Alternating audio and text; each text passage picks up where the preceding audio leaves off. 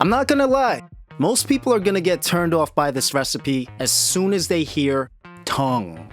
But every Spanish person I know will tell you, only legit taco spots will have lengua. Lengua.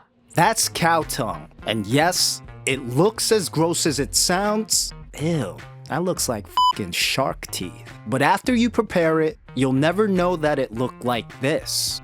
Now the taste is on par with short rib, but it's more tender and as soft as butter. Even my daughter loves it, citing, I like the texture of the meat. I don't like the fact that in like chicken and other stuff, usually when I'm eating it, there's cartilage and then I bite it and I'm just like... Yeah, that's a good point. In this video, I'm gonna show you my rendition of lengua tacos, and the full recipe is linked in the description.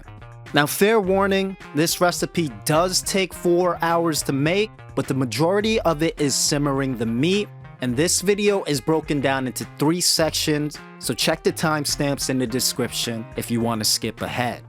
First, we're gonna make a stew that flavors the meat.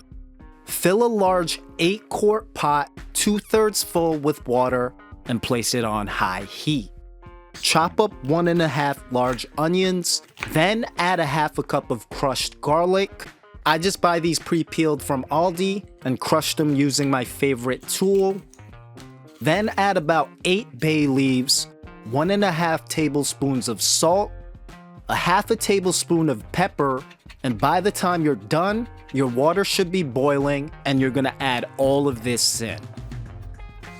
Give it a gentle stir, and now grab your tongue. I'm just gonna cut these into smaller, more manageable parts, then place them in the stew, and we're gonna keep it at high heat until it comes to a boil, then reduce it down to low so we could slow simmer it for about 3 hours. While this is going on, you're gonna prepare the salad and the green sauce. Wash and dry a bunch of cilantro, cut off as much stems as possible, then chop it and remove more stems and all the ugly leaves. I'm gonna add this to a large bowl, then squeeze 1/2 a lime, then dice a large red onion, add it to the bowl, squeeze the other 1/2 of a lime, then I'll add 1.5 tablespoons of white vinegar. Using the back of a spoon, I'm pushing each onion cube down, allowing the layers to split apart, and the goal is to allow the onion to absorb as much of the vinegar and lime juice while the tongue is boiling. Every hour or so, I'm gonna check on the tongue, rotating the top pieces with the bottom. Next, you're gonna make the green sauce, also known as salsa verde. Now the main ingredient is tomatillos, and honestly, they're pretty hard to find, and the easiest option is to just use a 26 ounce of puree by Goya. I like to boil the tartness out, since the salad we made already has enough. I'll take a small saucepan, put it on low heat, add the tomatillo, then add a jalapeno, and you'll know when the sauce is ready when the jalapeno turns soft. If you don't want spice, you could pick out the seeds, or if you don't want jalapenos at all, boil this for about 5 minutes. While it's boiling, continuously scrape the bottom so it doesn't stick, and once done, let it cool for about an hour. Next, using a blender, you're gonna add 2 tablespoons of crushed garlic, 1 small onion, optionally more jalapenos, 1 bunch of cilantro, and a tablespoon of salt. When the puree is cool, I'll blend all of these ingredients together until it's the same consistency as the puree. Now, you're just sitting and waiting until the tongue's done simmering. In 3 hours, all of the fats should be clear and the meat should be floating about halfway above the stew.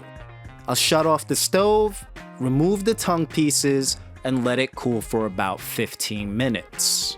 Once the tongue is cool, you'll peel off the skin. This part's oddly satisfying. Gently tug, and underneath you'll reveal that tender interior meat. Look at that. Whoa. Now, once all of them are peeled, you could take it one step further and pick out all the fat. This makes the meat a little leaner. And now, you're gonna go to your cutting board and slice these pieces into 1/2-inch slabs, then fry them in a healthy amount of extra virgin olive oil. You wanna brown that meat and give it that nice sear that I love. Once fried, return them to the cutting board and cut them into 1/2-inch squares. Now, when you were boiling the tongue, that skin prevented a lot of the meat from getting marinated, so my secret to making this recipe undeniably delicious is to sift out some of that garlic and onion in the stew using a strainer, then mixing this with the diced meat, and that's gonna bring this flavor to the next level. Next, you're gonna heat your shells, and you could use whatever you want. Personally, I don't like corn tortillas. I find them to break easy, and they kind of have this dishwater taste to them. So what I use is the flour tortillas you use for soft tacos. I'll heat them up on a small pat of butter, eyeball it so it doesn't burn, and now you could fill them up with the meat, sauce, and salad.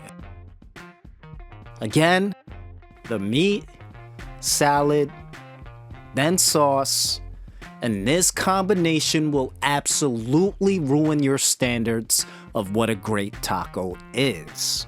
If you have any helpful tips or want to share your rendition, drop a comment. If you want to check out my other recipes, check out the playlist on the top right.